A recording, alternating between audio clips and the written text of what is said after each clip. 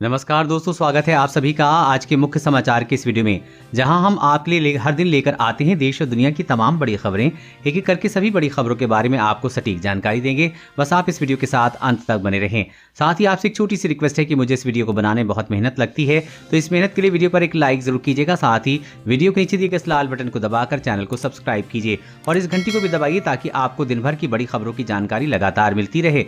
तो चलिए दोस्तों, एक एक करके सभी बड़ी खबरों के बारे में जान लेते हैं। तो दोस्तों, आज की पहली बड़ी खबर की अपडेट की बात करें तो देश के 16 राज्यों में कोरोना वायरस संक्रमण से हालात बेहद खराब, बरतते सावधानी वरना हालात होंगे बेकाबू। भारत में कोरोना वायरस संक्रमण के कारण एक बार फिर दहशत का माहौल है और 16 राज्यों में कोरोना वायरस संक्रमण के हालात सबसे ज्यादा चिंताजनक हैं। इन राज्यों में रोजाना संक्रमण के नए मामले में बढ़ोतरी देखी जा रही है।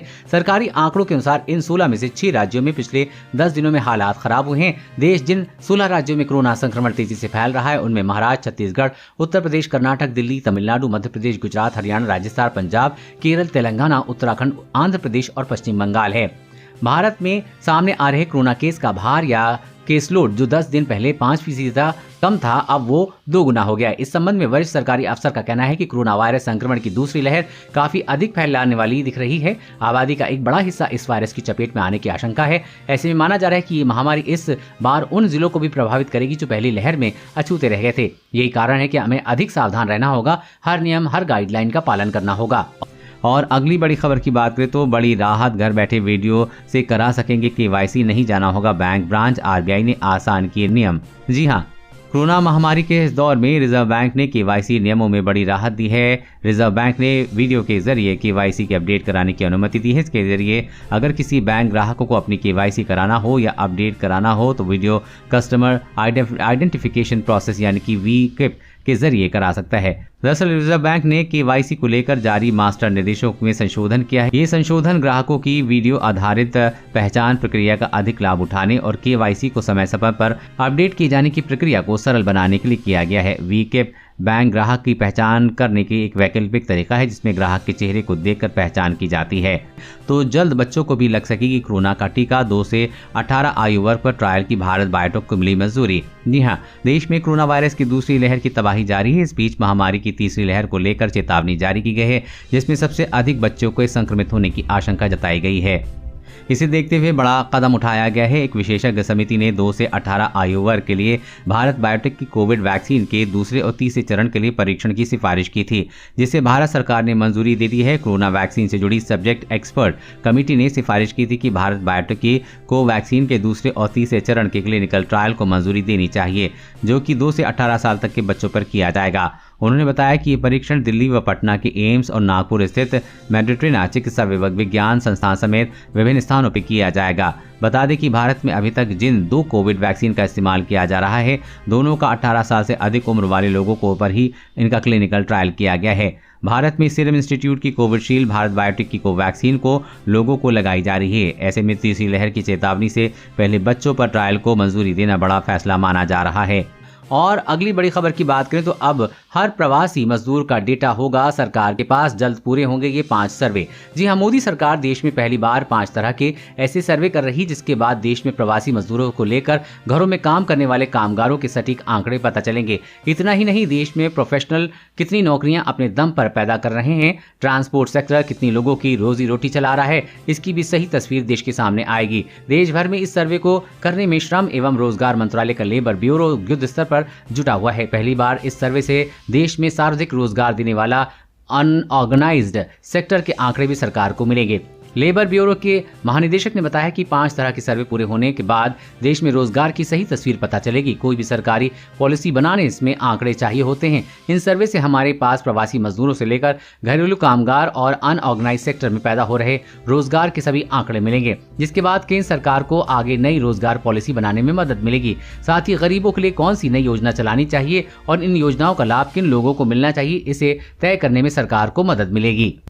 और अगली बड़ी खबर की बात करें तो भारतीय वेरिएंट का विश्व में कोहराम। WHO ने कहा कि 44 देशों में हुई पुष्टि। जी हां, भारत में बढ़ते कोरोना संक्रमण के मामलों के बीच विश्व स्वास्थ्य संगठन ने बताया कि भारत के कोरोना विस्फोट के पीछे कोविड-19 का एक वेरिएंट है। ये वेरिएंट न सिर्फ भारत में बल्कि दुनिया भर के दर्जनों देशों में पहुंच गया है। संयुक्त राष्ट्र की स्वास्थ्य एजेंसी ने कहा है कि कोविड-19 का B1617 वेरिएंट पहली बार भारत में अक्टूबर में पाया गया था। एक रिपोर्ट में सामने आया है कि अभी 6 WHO में 44 देशों में ये वेरिएंट पाया गया है।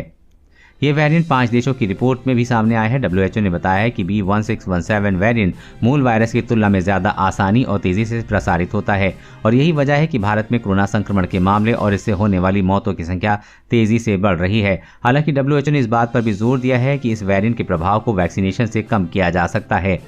और अगली बड़ी खबर की बात करें तो अब खरीदना नहीं पड़ेगा हेलमेट, यहाँ मिल रहा है मुफ्त। सरकार ने जारी किए आदेश। जी हाँ, एक आंकड़े के मुताबिक भारत में प्रति 4 मिनट में सड़क दुर्घटना में एक व्यक्ति की मौत होती है। बीते साल की बात करें तो देश में 1.51 लाख लोगों की मौत सड़क दुर्घटना में हुई थी। इन दुर्घटनाओं में जान गंवाने वालों में 2 पहिया वाहन चालकों की बड़ी संख्या होती है। इसका बड़ा कारण है कि हेलमेट का न पहनना। हालांकि सरकार और पुलिस लगातार लोगों को इस बारे में आगाह करते रहते हैं, लेकिन लोग किसी न किसी स्तर पर लापरवाही करते हैं, उनका नुकसान उठाना पड़ता है। बल्कि कई लोग तो ऐसे होते हैं जो वाहन तो खरीद लेते हैं लेकिन हेलमेट नहीं खरीदते हैं, और खरीदते भी हैं तो बिना ISI मार्क वाला, लोकल या कमजोर हेलमेट, जिसका पहचान या पहनना सब बराबर होता है। इस समस्या से निपटने के लिए राजस्थान सरकार ने एक बड़ा फैसला किया है। सरकार ने नए निर्देश के अनुसार 2 पहिया वाहनों को खरीदने को मुफ्त में हेलमेट दिया जाएगा। जानकारी के मुताबिक सड़क सुरक्षा बढ़ाने और मोटर चालकों के बीच जागरूकता पैदा करने के लिए राजस्थान सरकार का ये कदम अहम साबित हो सकता है। मीडिया रिपोर्ट्स की माने तो राजस्थान के परिवहन मंत्री ने इस संबंध में प्रस्ताव को मंजूरी दे दी है। इस राज्य में ये तय किया गया है कि राज्य में 2 पहिया वाहनों की डीलरों को मोटरसाइकिल और स्कूटर खरीदारों को मुफ्त में हेलमेट प्रदान करना होगा। और अगली बड़ी खबर की बात करें तो कोवैक्सीन, कोविशील्ड या स्पुतनिक अब मनचाही वैक्सीन लगाने को मिलेगा विकल्प। जी हां, देश में कोरोना के बढ़ते मामलों के बीच अब लोगों को मनचाही वैक्सीन लगाने का विकल्प मिलेगा। इसके लिए कोविन पोर्टल पर बदलाव किए गए हैं। इसी कड़ी में अब कोविन पर टीकाकरण के लिए पंजीकरण कराने से पूर्व ये भी देखा जा सकेगा कि इस टीकाकरण केंद्र पर कौन सा टीका लग रहा है। साथ ही उम्र के हिसाब से टीकाकरण केंद्र खोजने की सुविधा भी प्रदान की गई है, क्योंकि सभी केंद्रों पर सभी उम्र के लोगों के टीके नहीं लगते हैं। 45 साल से अधिक उम्र के लोगों को टीकाकरण से पूर्व पंजीकरण की सलाह दी जाती है, जबकि 18 से 44 आयु वर्ग के लिए ऑनलाइन पंजीकरण अनिवार्य है। कोविन व पंजीकरण कराने के बाद टीकाकरण केंद्र के चयन की सुविधा दी जाती है। इस दौरान पोर्टल पर यह भी प्रदर्शित किया जा रहा है कि किस केंद्र पर कोविशील्ड लग रही है और कहां वो कोवैक्सीन। इससे पहले लोगों को टीका का चयन करने की सुविधा मिलने लगी है। पहले सरकार ने कहा था कि लोगों को टीके के चयन की सुविधा नहीं दी जा सकती। और अगली बड़ी खबर की बात करें तो मोदी सरकार के इस प्लान से गरीबों की बदलेगी किस्मत, प्रॉपर्टी को मिलेगा मालिकाना हक। यहाँ देश में कई राज्यों में 1 साल पहले पायलट प्रोजेक्ट के तहत स्वामित्व योजना की शुरुआत की गई थी। इसकी सफलता के बाद अब योजना का विस्तार किया जाएगा। जल्द पीएम मोदी देश भर में इसकी शुरुआत करेंगे, जिसके तहत देश के सभी गांवों की संपत्ति को ड्रोन से मैपिंग की जाएगी। इसके गांव के लोगों के खेत और घर का सही लेखा जोखा मिल जाएगा और एक मालिकाना प्रमाण पत्र दिया जाएगा। योजना से संपत्ति को लेकर भ्रम की स्थिति रहती है, वो भी दूर हो जाएगी।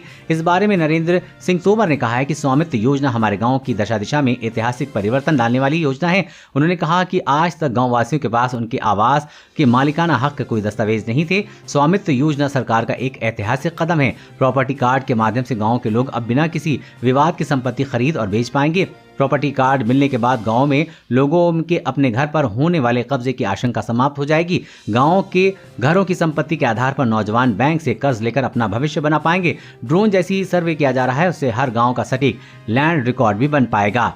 और अगली बड़ी खबर की बात करें तो दूसरी लहर का कहर हल्का तो हुआ, लेकिन अभी जुलाई तक नहीं होगा अंत। जी हां, कोरोना की दूसरी लहर की रफ्तार कुछ राज्यों में कमजोर पड़ती दिख रही है। स्वास्थ्य मंत्रालय ने बताया है कि देश के 9 राज्यों में अब तक मामलों में कमी आती दिख रही है। इनमें महाराष्ट्र, मध्य प्रदेश और दिल्ली जैसे जबरदस्त प्रभावित राज्य भी हैं। लेकिन संक्रामक बीमारी के एक्सपर्ट शाहिद जमील का कहना है कि भले अभी केस कम हो दिखते हो, लेकिन दूसरी लहर का अंत होने में अभी कुछ महीने और लगेंगे। शाहिद जमील के मुताबिक जुलाई के अंत तक दूसरी लहर भी अंत होगा।